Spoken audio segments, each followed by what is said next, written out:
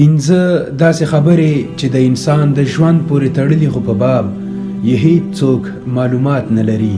نو پام چې ته ورته هم هیڅ تشویش او اندېښنه ونه کړې او که کوې نو هسې خپل ځان خفه کوي.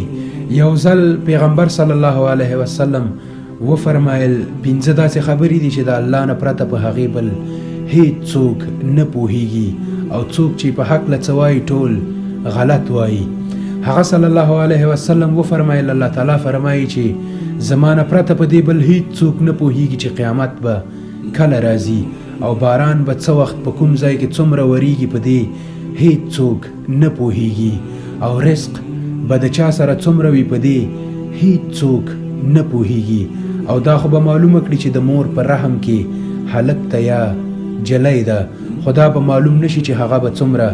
ژوند کوي او چیرته به ژوند کوي، څه به خوري او څه به څکي، هغه به نیک عملی وي یا به بد عملی وي، په دې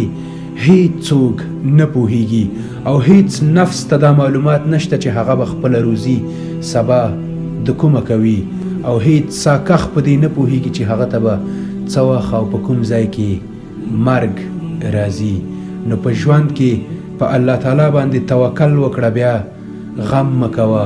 ژوند وکړه. السلام علیکم.